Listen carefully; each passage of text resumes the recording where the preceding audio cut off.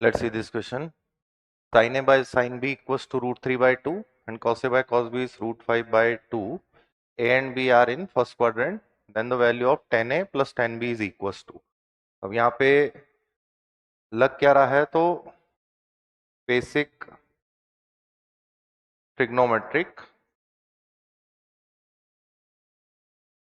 Solving. tan को निकालने के लिए हमें क्या करना चाहिए, तो यहाँ ये जो दोनों पार्ट दिए हुए हैं उनसे मैं ये करता हूँ, साइन ए की value in terms of sine B निकाली, रूट 3 by 2 साइन बी, और स्क्वायरिंग कर लिया।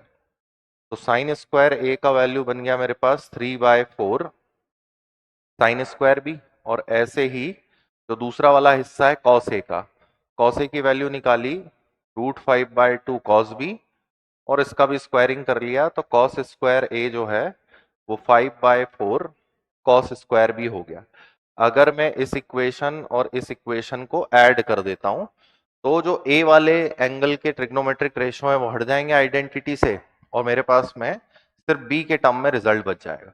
तो दोनों को ऐड करने पर ये आया 1/3/4 साइन स्क्वायर बी, और जो कॉस वाला टर्म है कॉस स्क्वायर बी वाला है उसको भी मैं ब्रेक करके लिख रहा हूं ऐसा 5/4 माइनस 5/4 साइन स्क्वायर बी, ताकि साइन बी का वैल्यू मिल जाए।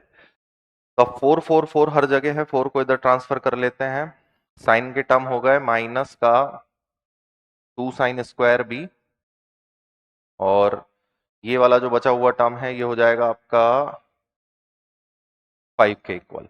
तो यहां से मेरे पास में साइन स्क्वायर बी का वैल्यू आ जाता है, साइन स्क्वायर बी का वैल्यू हो गया आपके पास में 1/2 के इक्वल। अब साइन स्क्वायर बी मिल गया, इसका मतलब एंगल बी हमें पता चल गया फर्स्ट क्वाड्रेंट में है π/4 के इक्वल। अब जैसे ही बी पता चलता है तो tan बी का वैल्यू पता चल गया, b is equal to first quadrant के बेसिस पर π/4।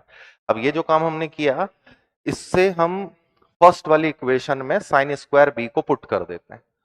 Put sine square B equals to 1/2 in equation 1।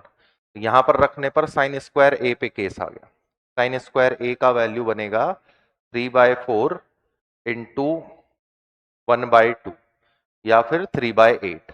अब साइन स्क्वायर ए मिल गया तो हम कॉस स्क्वायर ए भी निकाल सकते हैं। कॉस स्क्वायर ए का वैल्यू कितना हो जाएगा, hence cos square A is 5/8। अब आपके पास में साइन स्क्वायर है कॉस स्क्वायर अगर है तो टेन स्क्वायर ए का वैल्यू हो गया आपके पास में 3/5, या फिर टेन ए का वैल्यू हो गया आपके पास में √3/√5।